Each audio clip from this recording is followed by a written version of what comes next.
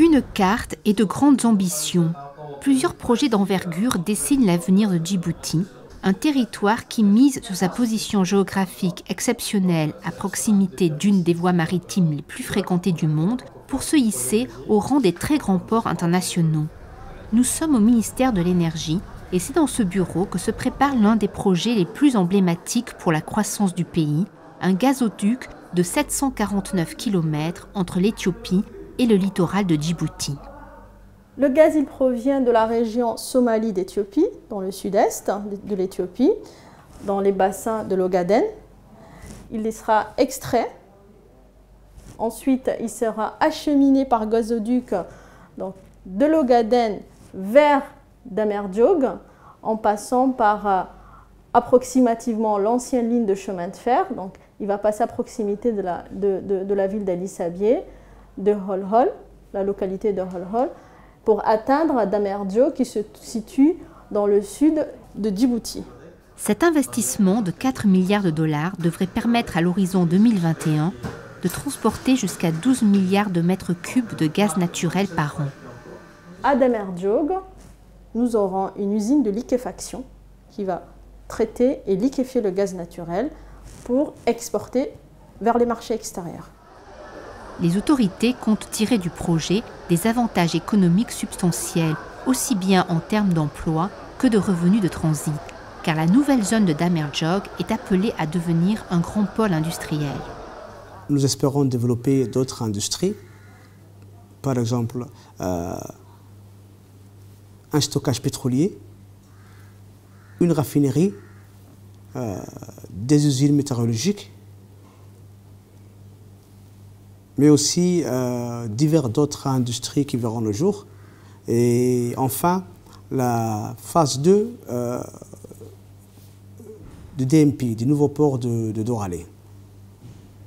En gros, toute cette zone de Damer Dioug a déjà son master plan pour pouvoir accueillir toutes ces industries. Il y aura une usine de ciment, une raffinerie de pétrole, un chantier de réparation navale. Donc c'est une superficie qui s'étend sur 3096 hectares. Un pôle industriel complémentaire de la zone franche internationale. Cette autre zone, spécialisée dans la logistique, le commerce et l'industrie légère, offre pour le moment 140 hectares d'installation à une trentaine de sociétés étrangères. Il est prévu qu'elle puisse s'étendre sur une quarantaine de kilomètres carrés. Les capacités de transport routier sont en train d'être améliorées avec plusieurs corridors en cours de finalisation. Djibouti travaille aussi à la rénovation et à l'extension de son dispositif aéroportuaire. L'aéroport dont nous disposons va donc bénéficier d'une extension pour accueillir ce trafic que nous comptons donc capter. Et en attendant qu'un autre aéroport international puisse voir le jour non loin de cet aéroport actuel. D'ici quelques années, les visiteurs pourraient arriver dans une capitale méconnaissable, avec un littoral totalement rénové qui va offrir un véritable centre d'affaires, une marina pour accueillir des bateaux de plaisance et de croisière, ainsi que des tours de bureaux pour héberger des sociétés. Cette révolution s'accompagne déjà d'une forte augmentation du parc hôtelier, actuellement insuffisant pour accueillir le flux croissant d'hommes d'affaires internationaux et de touristes, alors que Djibouti a été couronné en 2018 capitale mondiale du tourisme.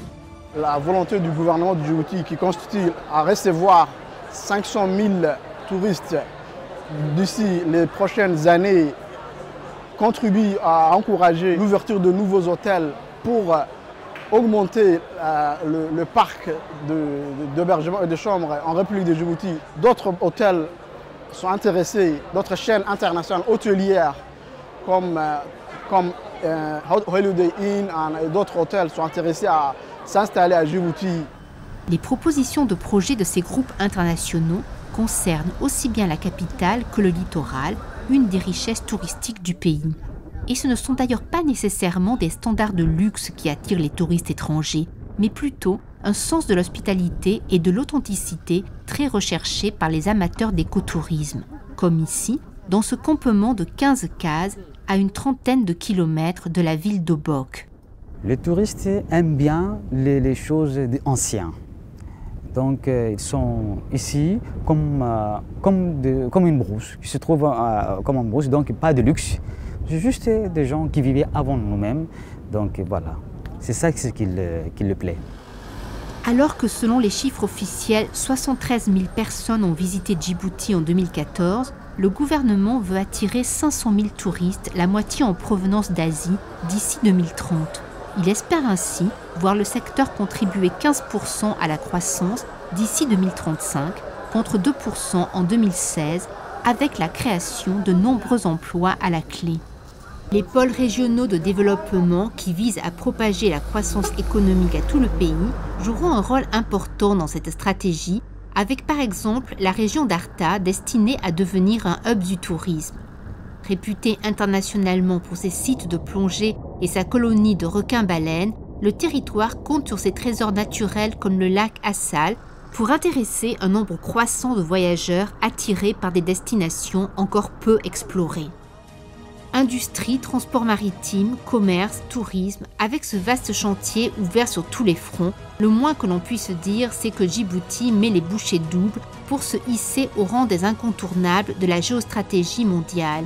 Si le pays a en main tous les atouts pour réussir ses défis, il devra pourtant veiller à préserver sa stabilité politique et le fragile équilibre des intérêts parfois divergents de ses partenaires financiers.